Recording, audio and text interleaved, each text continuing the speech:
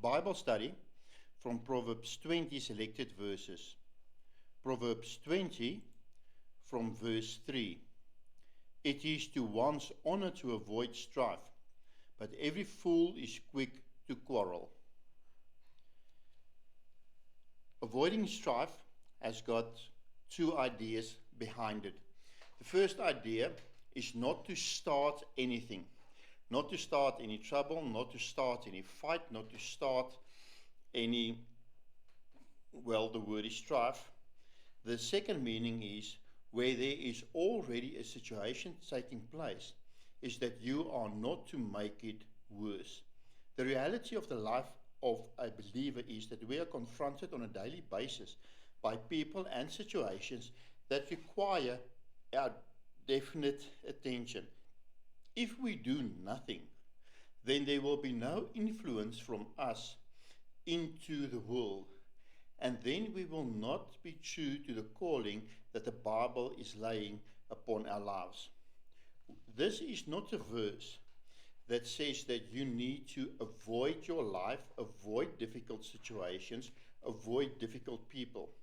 You need to make a basic decision on how you are going to interact with your life, with people, and with different situations in order that your calling be fulfilled. And there are basically two ways to interact. One, you can coerce or you can inspire. When one coerces, you need an external force to force down your own will on the person or on the situation. There is, of course, strife, fighting, verbal and non-verbal, but then there are also more subtle ways to coerce somebody to do what you want, like manipulation. None of these coercive methods is used in a biblical sense. The biblical sense does not work from outside forces. It works from inside. Hence the word inspire. The way that you interact with the world is not to coerce the world into doing your will or what you perceive as God's will, but to inspire them. And once you inspire people, they will move away through the current conflict, through the difficult situation, in order to truly seek God's will for this specific situation. Let's take a situation, and then we can see what can we do to make a situation bigger or make a situation worse. Let's say that something in your circumstances is wrong, and we are going to build this problem as big as we possibly can. Let's just take an easy circumstance and say that this room is too hot. Of course. Now we can go into blaming. You can go into blaming from the architect that designed the house, to the builder, to the people immediately surrounding you, on how come it is so stuffy, on how come all the windows are closed, and you can start a fight on this, making a generalization. From this situation, you make the generalization and say, but this is always how you act. You always do something to make a situation worse. You always do something to make it more difficult. You always do something against me. You always do something holding me back. So if you want to make a circumstance bigger, then you go to the next level of behavior and say, but someone else's behavior is normally the problem.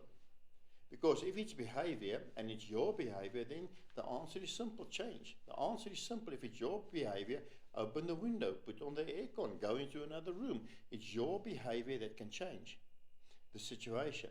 But if you want to make it bigger, you need to blame the current situation on someone else's behavior or on someone else's lack of behavior.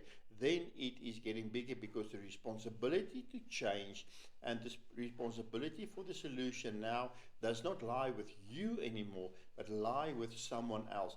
Now you need to find a way to coerce them to do that. You can do it by making them feel guilty. That's a form of manipulation. You can do it by making them ashamed. It's another form of manipulation. You can do it by force.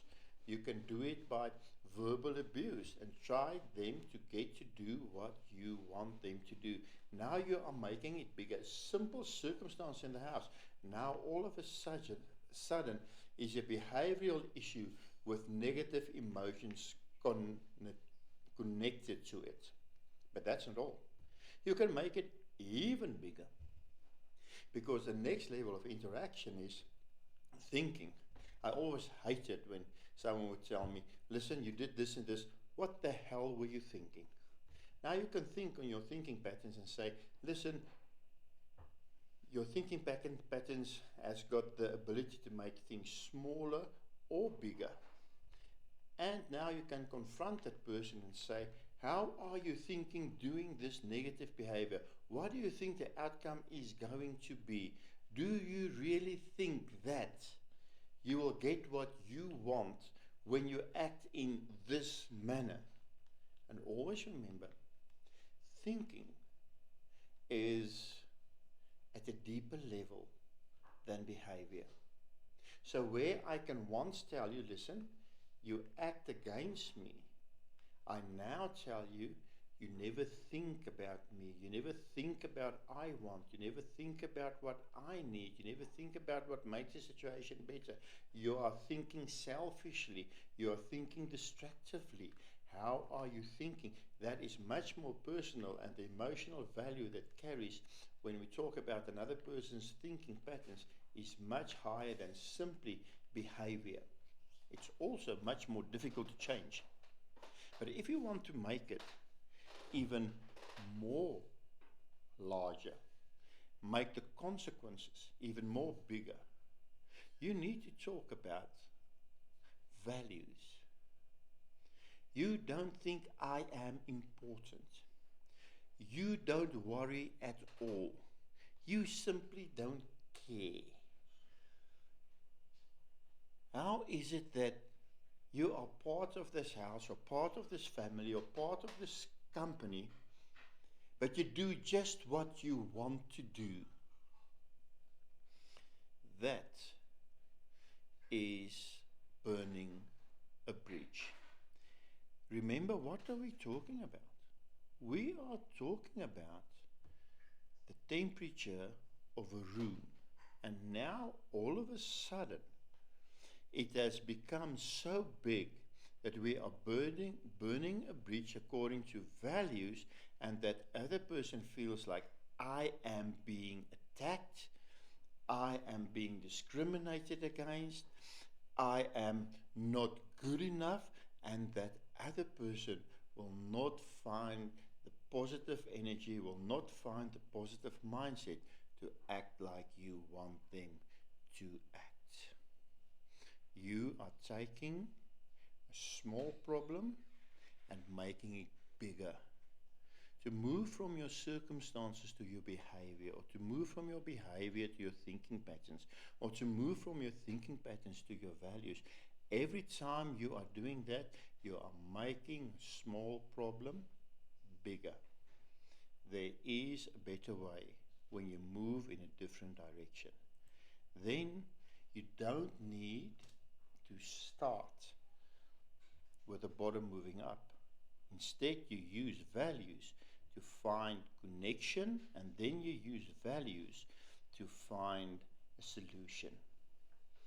Whenever you are in a conflict situation or in a difficult situation, ask the person to describe the dispute as they understand it.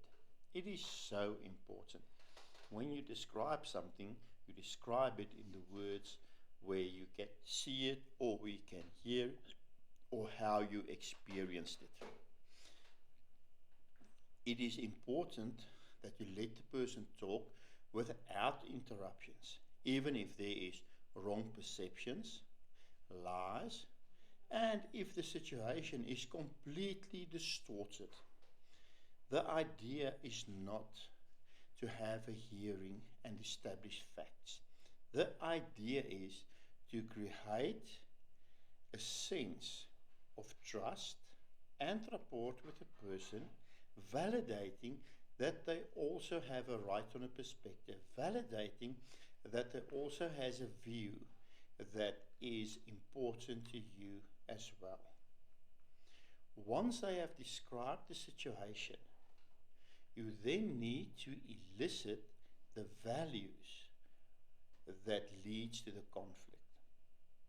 You can do it in the following manner. Simply ask the person, what is important to you in this dispute? Do not settle for one single thing. Get another value. What else is important?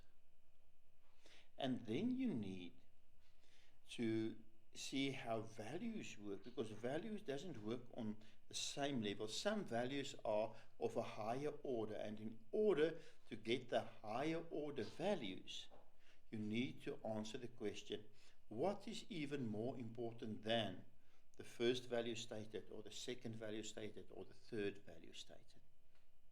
When you take time with this process, eliciting the values, you will have a mental idea that values can be discussed, values can be moved in a hierarchy, and very important, that one value has got different means of expression. Once the value is stated, you need to determine what the person means by it.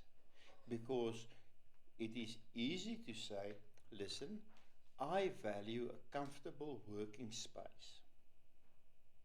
The one person means a comfortable working space is everything is on my desk, it is tidy, there is no incomplete work looking at me, my computer is dusted, I can sit there and I can just relax for a while. That's a comfortable working space.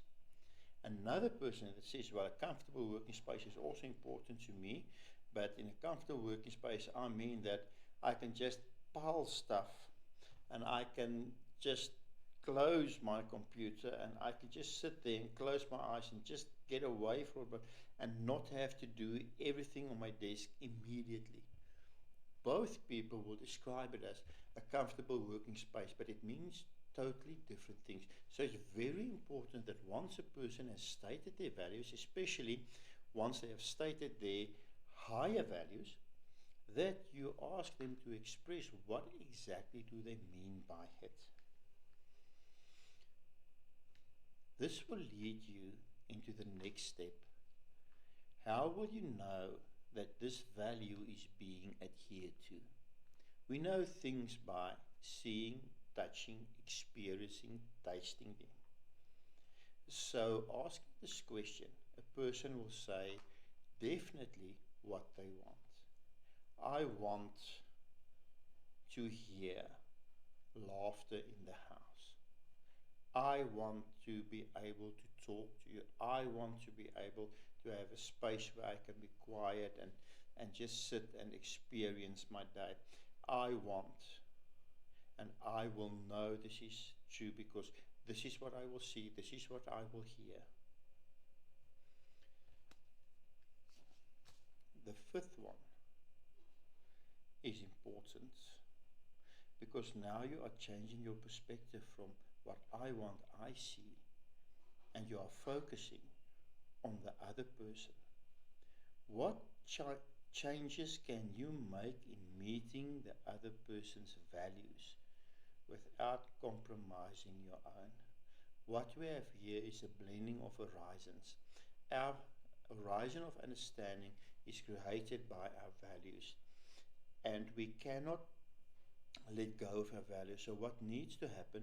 Our values needs to merge. Our values needs to marry. And now we need to say, listen, before we tackle the situation hard on with a hard solution, let's first see how can we create common values. What move can I make?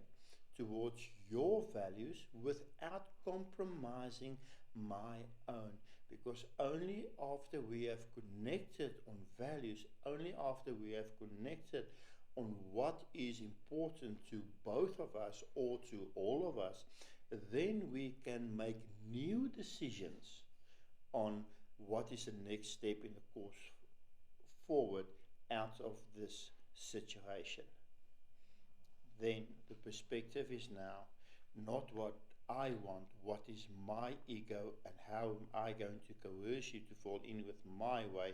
Now we can see how can you help the other, because you need to believe that in helping the other you are forwarding your own cause. There was this experiment they did with the corks where they had 5 corks into a bottle, and the corks were fixed on a rope, and then you can pull them out only one at a time.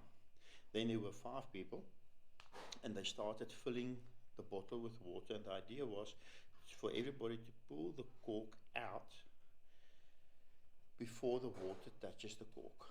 As soon as they filled it with water, every person wanted their cork to be out first, and they stopped each other's corks, and ultimately all of them perished.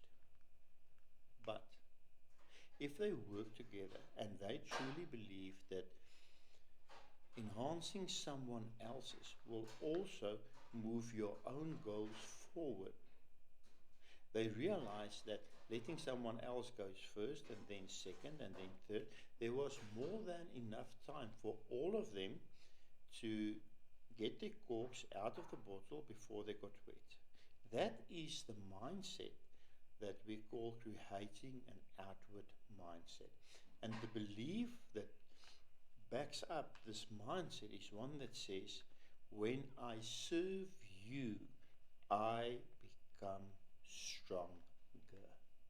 In this ways, when all your values are met, you can make a practical decision out of a difficult situation where both you and the other person's values are met.